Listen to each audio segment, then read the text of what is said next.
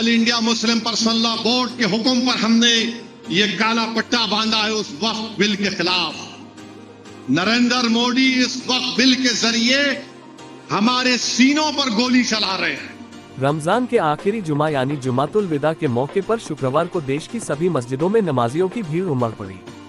हर मस्जिद में आए हुए नमाजियों में एक खास चीज देखने को मिली, वो थी सभी नमाजियों की बाजू पर बंधी काली पट्टी। बंतारा की जामा मस्जिद हो या दिल्ली की जामा मस्जिद या फिर हैदराबाद की चारमीनार मस्जिद, सभी जगह नमाजियों ने वक्फ बिल के खिलाफ मुतहद दिखे। दरअसल all India Muslim personal law board ने आह्वान किया था कि मस्जिदों में अलविदा जुमे की नमाज पढ़ने आने वाले सभी नमाजी अपने बाजू पर काली पट्टी बांधकर वक्फ बिल के खिलाफ नाराजगी जाहिर करें।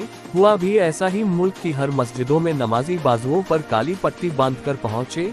बिहार के औरंगाबाद जिला के बंतारा गाँव में भी यही नजारा दिखा। गांव की जामा मस्जिद में नमाज पढ़ने आए नमाजियों ने बाजू पर काली पट्टी बांध रखी थी। लोगों ने वक्फ बिल के खिलाफ कड़ा विरोध जताया। कश्मीर से कन्याकुमारी तक मुस्लिम समुदाय के लोगों ने अपने हाथों में काली पट्टी बांधकर नमाज अदा की और वक्फ संशोधन बिल 2024 के खिलाफ शांतिपूर्ण विरोध दर्ज कराया।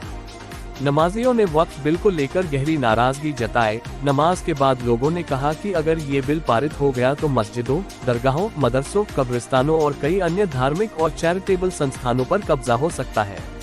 AIMPLB ने इसे मुस्लिम समुदाय के अधिकारों पर हमला करार देते हुए देश भर में काली पट्टी के साथ विरोध का आह्वान किया था। इस आह्वान को व्यापक समर्थन मिला, जहां नमाजियों ने एकजुटता दिखाते हुए बिल को रद्द करने की मांग की। AIMIM के हेड असदुद्दीन ओवैसी भी अपनी बाजू पर काली पट्टी बांधकर मस्जिद में नमाज अदा की। नमाज के बाद ओवैसी ने मुल्क के मुसलमानों को वक्फ बिल के खिलाफ मजबूती से खड़े रहने को कहा। उन्होंने कहा कि ये मुसलमानों के लिए जालिम सरकार है, अपनी हक के लिए जालिम सरकार के सामने खड़े हो जाओ। उनकी स्पीच मुसलमानों के अंदर और जोश भर दिया। बंतारा तक के लिए असफ हानी खान की रिपोर्ट। अब जाते जाते आपको असदुद्दीन ओवैसी की स्पीच के साथ छोड़ जाते हैं, इसे आपको जरूर सुनना चाहिए। All India Muslim personal law board के हुक्म पर हमने ये काला पट्टा बांधा है उस वक्फ बिल के खिलाफ।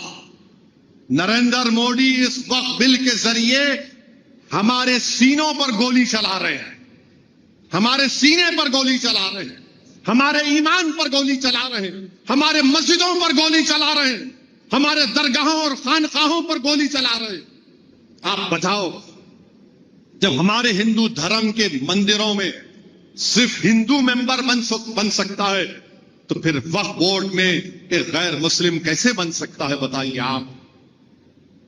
जब गुरुद्वारा सिखों में खाली सिख मेंबर बन सकता है, तो कैसे यहां पर एक गैर मुस्लिम को मेंबर बनाएंगे।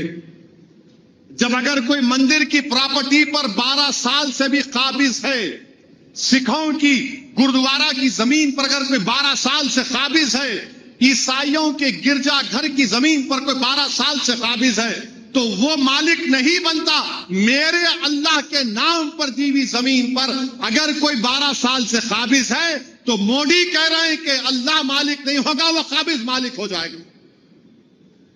आप बताइए कौन सा इंसाफ है ये। कलेक्टर को पावर क्यों दे रहे हैं?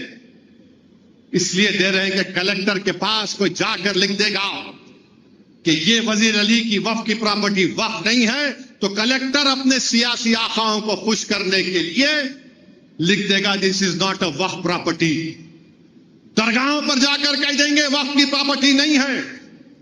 बल्कि महाराष्ट्र में एक दरगाह है, आज मैं आ रहा था तो महाराष्ट्र में एक दरगाह है, हजरत अहमद चिश्ती रहमतुल्लाह अलैह, हजरत अहमद चिश्ती रहमतुल्लाह अलैह की दरगाह है। 150 साल पुरानी दरगाह है। कितनी पुरानी दरगाह है? 150 साल। यह है रूहीवी एक इलाका है, हजरत अहमद चिश्ती रहमतुल्लाह अलैह की दरगाह, 150-200 साल पुरानी दरगाह।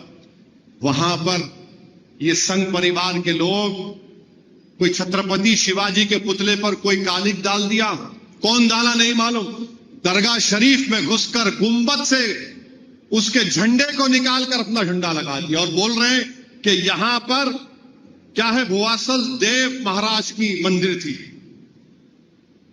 ये कर रहे हैं।